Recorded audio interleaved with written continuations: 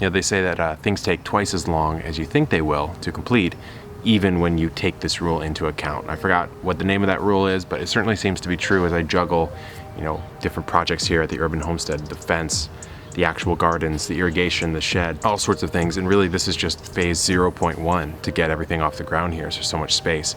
So what I thought I'd do today is show you a little bit of actual progress that's been happening. Last episode we talked about planning.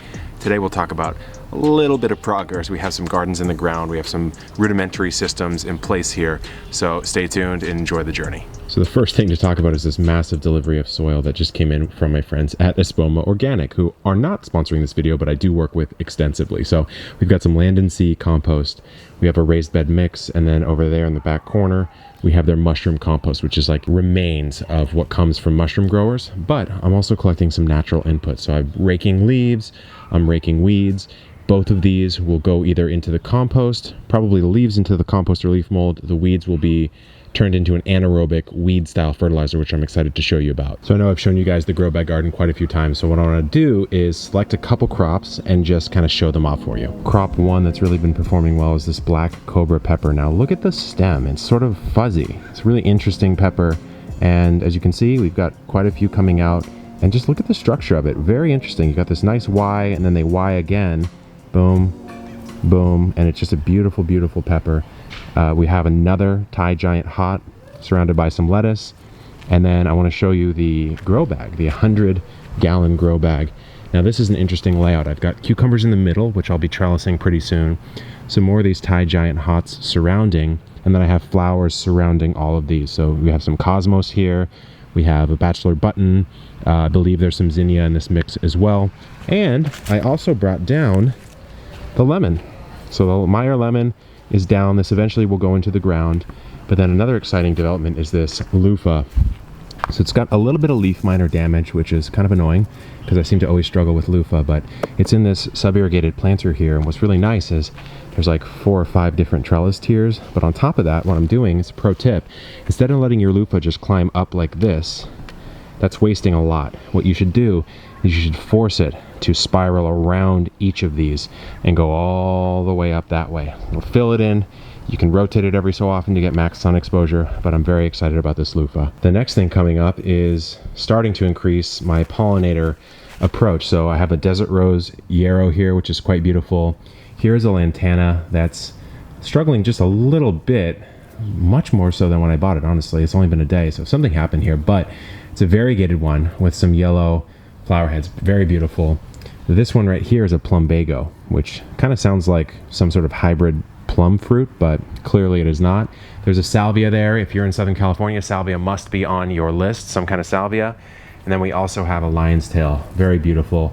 Probably a fantastic one for hummingbirds. So I cleared a bunch of this weed out, which, man, does this weed die fast. Once you pull it out, all the color leaves it in like half a second, but it is a gnarly one. As you can see, it's all over here right now, but we cleared it out of here to put in this beautiful little guy. So this is actually a pallet that I took a circular saw and just cleaved right in half. So you have the middle piece of the pallet right here, and then here's the other edge.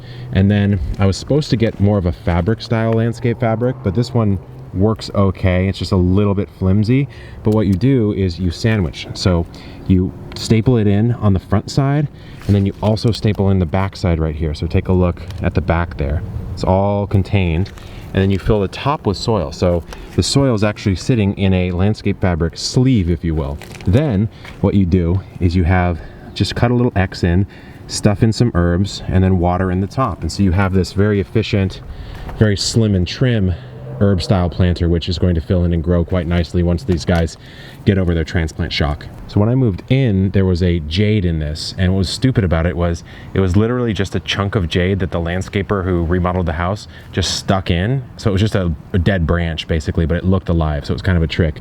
So I took a cosmos from my garden, and as you can see, we have to deadhead it a little bit to keep production up, but it's transplanted in quite well. So we have a little cosmos here from my dear friend Supani, and you want to clean this up every so often so it looks nice and trim, and so that, see, look at these new flower buds here, so that these guys keep on growing and producing. So we'll just take all these off. This will look nice and clean, and I'll get on to the next section for our Epic Homestead update. This is probably the most substantial update as we sit here in the front yard in an actual raised bed, or on an actual raised bed. This is a 4 foot by 8 foot by 12 inch tall red cedar raised bed made out of single pieces. So the lumber is pretty pricey, but red cedar is probably just one step below redwood as far as its longevity for raised bed material. So very pleased with this, and let me just show you kind of what we got growing on, as well as the interesting mulch that I decided to use. So this time around, I've actually given myself a little bit of room so I can actually walk around here and deal with the bed, which is very handy. But as you can see, the design is quite simple. It's just individual pieces of lumber with one little 4x4 corner to help snug them up, but that's really all there is to it, and very simple construction. So take a look at this mulch. It's actually a shredded redwood bark, and it has almost a fuzziness to it. I believe there's an unofficial term for this called gorilla hair, but it's a very interesting, and it's quite flammable. So you don't want to do this if you live in like a super hot area that could catch a spark, because I mean, this, just look at the quality of it. That could light up like crazy, but it keeps the soil dry, or wet, excuse me, like I've never seen before. I mean, I haven't watered this in a few days, and you can see that the soil here, very, very moist. And so I'm pretty pleased with it. Great insulator. Seems like the soil overall is kind of hot, so it's warm, but in general, very pleased with this. So we got a lot of things going on in here. We've got some tomatoes, we have a line of zinnias here. Some of these cucumbers, again, have been hit with the leaf miners, which I'm not happy about, but it is what it is. Built up some simple little bamboo trellises, which I'll be talking about on the Epic Gardening channel soon. But the most interesting thing is right here. So, the in-ground bed. I haven't had an in-ground bed since I grew potatoes in early 2019 for the Apocalypse Grow Challenge, my survival challenge. So this is the first in-ground bed where I'm not growing potatoes in my gardening career. And why? First of all, why would I do it? Well, I have so much land that it makes a lot of sense to grow in-ground for a segment of my crops. Now, that's probably going to be production crops, like if I want to do production potatoes or pumpkins or cut flowers or, you know, corn or grains, things like that. In-ground makes a lot more sense because I don't need to build structure around it. But number two, it's just fun to experiment, and I want to show you guys as many different methods of growing as I can. Of course, still showing the small space stuff, but also, you know, experimenting, having some fun. So let me just hop behind the camera. I want to talk about how I amended this soil and formed this bed. So what you can see here is a little tomato section. We've got some peppers, and we have some onions, green onions, etc., and some habaneros. So we have jalapenos, habaneros. I've got a little lashed up bamboo system here that's got just going straight down. And the only reason for this is these peppers don't need a ton of support, but they might need just like one tie, because there's actually quite a strong coastal breeze that comes through this way. And I think it might be smart to have one little tie here, especially if I were to decide to perhaps overwinter these. Eventually they get pretty big and perhaps it might need it. Also just a cool thing to experiment with. But what we're talking about really is the formation of the bed. So the flippers put down these chips, which thankfully they're natural wood chips, so they're not dyed or anything crappy like that. So I just move the chips away. And then the next thing to do, let's take a look at this soil. See how hard this soil is?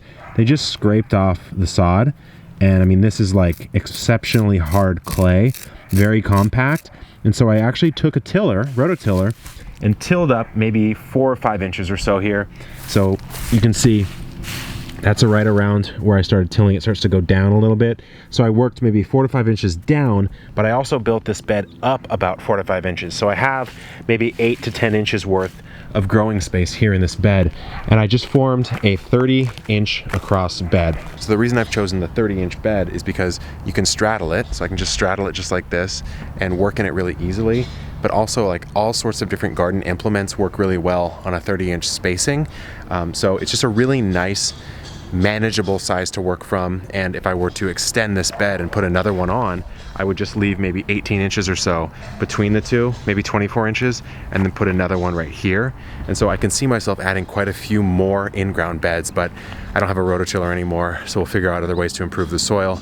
And really the goal here is till once, never till again. I don't want to, you know, get into that habit, but I did need to break up that soil and improve it just once. So you're gonna see a lot more in-ground stuff, though I suspect it's gonna be over this way. So again, here's the orchard, but I'm thinking, at least in the interim, this area, this land back here, makes a lot of sense to do the in-ground beds. So I could just do really long rows, like going straight back, and do corn, wheat, cut flowers, potatoes, squash, sweet potatoes, whatever, back here while I'm managing and controlling these weeds. Now, let me show you a couple things that I've done here in the back to build a stockpile of organic matter. So back here, I am using quite a bit of my old shipping materials as a stockpile for sheet mulch, which I will probably end up laying on top over here to smother this out. We'll see how that works.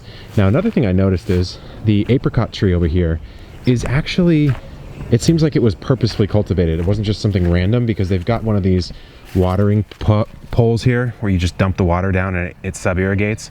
And something, look at this, something's been eating these pits, because some apricots fell to the ground. And look at this. These are all apricot pits. So something's been coming into the yard and eating this. So I'm already getting a signal that I might have a problem with a fruit-eating pest. So there's a lot still left to do, but surprisingly, we've made some decent headway here on the property with the installation of some actual new gardens. I don't have the birdies beds back here at the property yet. Actually, I think the eventual future for this particular space will be showcasing all of the cool different birdies models that I love to grow in, and that's gonna happen pretty soon. But I've learned some interesting things. I've been meeting some neighbors around here. Turns out there's some cool neighbors around here. I'm really excited about that, but some really friendly neighbors too. And I've learned that technically I think I'm allowed to have a horse on this property. I'm not sure if I'm ever gonna do that, but it's nice to know that I can. I also think there's a chance that I may be able to drill a well on this property. And if I could drill a well, I believe the rule is that if I drill the well, I cannot use that water for drinking, but I can use it for irrigation. That's fine with me. I mean, the orchard, the in-ground rows, if I could do well water, that would be absolutely magical. That would save eventually tons and tons and tons of money and be a very smart way to irrigate. And so there's that. I just recently got a quote on the roof. The roof is a flat roof, and that's one of the few things that wasn't repaired super well. I mean, it was patched up, but it wasn't completely repaired and brought to new. And so if I wanted to do a new roof, the only reason I would think about doing that, it's probably at about half its useful life, is because to put on solar, I kind of need a robust roof. And so it would be a package deal. You put the roof on, you put the solar on, and maybe get like a power wall or something like that to store energy, because, you know, it's more so than just gardening, which of course I'm all about, obviously. What I want this channel to be about is how do you take the best of modern life, you know, electricity, the internet, automation, systems engineering, all that kind of stuff, and also the best of just, you know, sitting out here at 8 p.m. on a sunny summer evening, hanging out, maybe harvesting some peppers, you know, making a little salad, whatever the case may be. That's ancient life. That's what we've done for thousands and thousands of years. How do you do that in the society that we've now created, this modern world? That's what I'm really interested in this next phase of Epic Urban Homestead and, you know, Epic Gardening. That's what I'm really going to focus on. I want to solve that problem for myself, and hopefully in doing so solve it for many of you, or at least, you know, provide some sort of pathway as I fumble in the dark here. So there's a lot going on, guys. I'm gonna try to do at least one update here on the vlog per week, but if it slows down a little bit, I apologize. Again, we have the television show that we're filming, so that can take up quite a bit of time over the next couple weeks, but I'm very excited about that, and I'll be telling you all about that when it's coming out. So until next time, good luck in the garden and keep on growing.